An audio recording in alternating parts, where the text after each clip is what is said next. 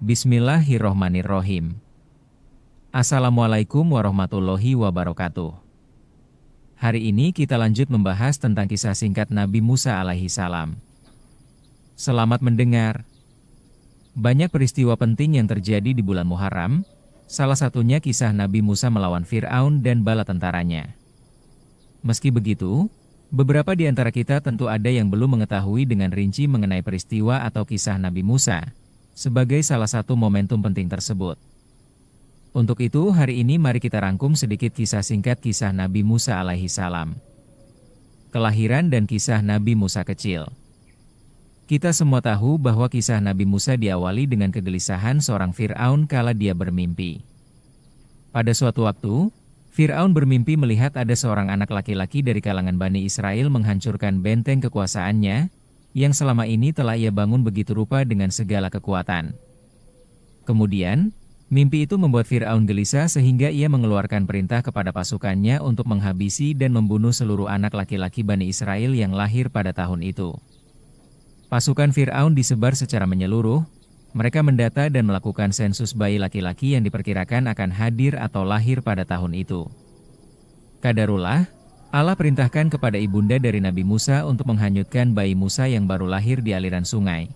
Lalu diarahkannya Musa kecil atas izin Allah dan ditemukan oleh permaisuri Fir'aun.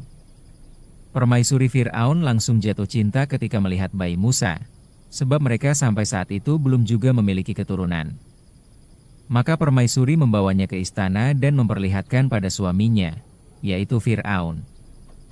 Ia membujuk Fir'aun agar menjadikan anak bayi itu sebagai anak angkat mereka. Allah menggiring bayi kecil Musa langsung masuk, tepat di jantung kekuasaan Fir'aun dan dijadikan sebagai anak asuh yang dirawat oleh permaisurinya. Bahkan ibunda Nabi Musa dihadirkan untuk menyusui serta merawat Nabi Musa di tempat teraman di Mesir saat itu, yakni istana Fir'aun. Begitulah kuasanya, ketika Allah menghendaki sesuatu, maka sehebat apapun tipu daya muslihat rencana manusia untuk mencegah itu, tidak akan mungkin bisa mencegahnya. Mukjizat Nabi Musa di hadapan Fir'aun. Nabi Musa tumbuh menjadi seorang pemuda yang dewasa. Ketika itulah, Allah menurunkan wahyu untuk disampaikan kepada Fir'aun. Lalu, Fir'aun menantang Musa untuk menunjukkan tanda-tanda kenabiannya. Dengan izin Allah, Nabi Musa membuktikan kenabiannya dengan mukjizat, seperti tongkat yang berubah menjadi ular dan tangannya yang bercahaya terang. Namun, Fir'aun mendustakan dan menolak dengan dakwah yang diberikan oleh Nabi Musa, seperti firman Allah yang berbunyi dalam surah An-Nazi'at ayat 21. Tetapi dia, Fir'aun, mendustakan dan mendurhakai. Di tengah kumpulan rakyat serta pengikutnya, orang-orang beriman. Nabi Musa berseru dengan lantang, "Akulah Tuhan kalian yang tinggi." Lihat betapa bodohnya seorang manusia bernama Fir'aun, ketika menyampaikan bahwa dia adalah Rabb, dia adalah pencipta, dia adalah penguasa seluruh alam semesta ini.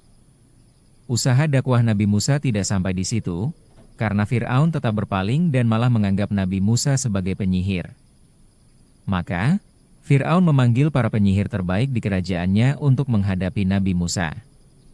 Suatu hari, di hadapan seluruh rakyat Fir'aun dan pengikut Nabi Musa, para penyihir melemparkan tongkat-tongkat mereka yang kemudian berubah menjadi ular-ular kecil. Nabi Musa kemudian melemparkan tongkatnya yang berubah menjadi ular besar dan menelan semua ular-ular penyihir tersebut.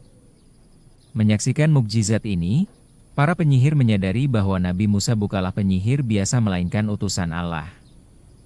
Mereka pun bersujud pada Allah seraya berkata, "Kami beriman kepada Tuhan semesta alam, yaitu Tuhan Musa dan Harun." Asy-Syu'ara 47-48. Fir'aun berkata, "Apakah kamu sekalian beriman kepada Musa sebelum aku memberi izin kepadamu?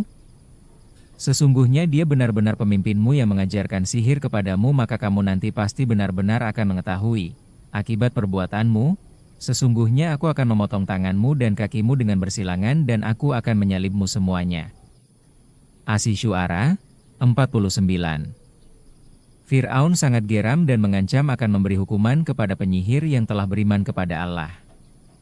Namun, para penyihir tetap teguh pada iman mereka. Peristiwa pembelahan Laut Merah. Kisah Nabi Musa pun berlanjut.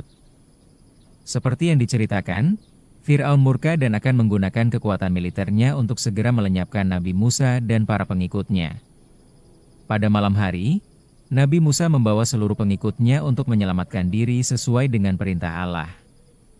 Ia membawa kaumnya ke tepi bagian Laut Merah, dan sesampainya di sana mereka belum tahu apa yang harus dilakukan.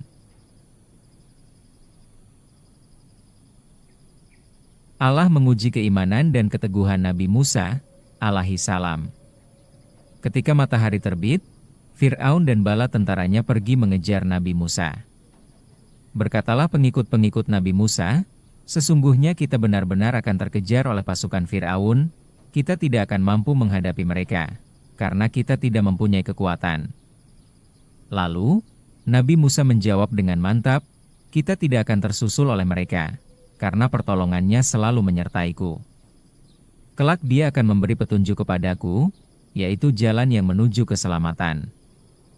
Allah Ta'ala berfirman, lalu kami wahyukan kepada Musa, pukullah lautan itu dengan tongkatmu, maka terbelahlah lautan itu dan tiap-tiap belahan seperti gunung yang besar. Asy-Syu'ara 63. Terbelahlah lautan itu ketika Nabi Musa memukulkan tongkatnya ke laut. Laut Merah terbelah menjadi 12 jalan, belahannya seperti gunung yang besar. Di antara 12 belahan, ada 2 jalan kering yang dilalui oleh Nabi Musa dan kaumnya. Nabi Musa bersama umatnya melintasi Laut Merah yang terbelah. Pasukan yang dipimpin sendiri oleh Fir'aun pun ikut masuk ke dalam laut. Namun, ketika berada di tengah-tengah, Allah memerintahkan laut untuk kembali seperti semula. Air laut menutup dan menenggelamkan Fir'aun beserta seluruh pasukannya. Pada saat-saat terakhir sebelum tenggelam, Fir'aun menyadari kebesaran Allah dan mengakui keesaannya. Namun, pengakuan ini datang terlambat dan ia tidak dapat diselamatkan. Fir'aun pun tenggelam bersama pasukannya di Laut Merah. Sebagaimana firman Allah yang artinya, sesungguhnya pada yang demikian itu benar-benar merupakan suatu tanda yang besar, mukjizat, dan tetapi adalah kebanyakan mereka tidak beriman. Asy-Syu'ara 67. Demikianlah pembahasan singkat dari kisah Nabi Musa alaihi salam, semoga menjadi pelajaran yang bermanfaat bagi kita semua. Terima kasih. Jazakumullahu khairan.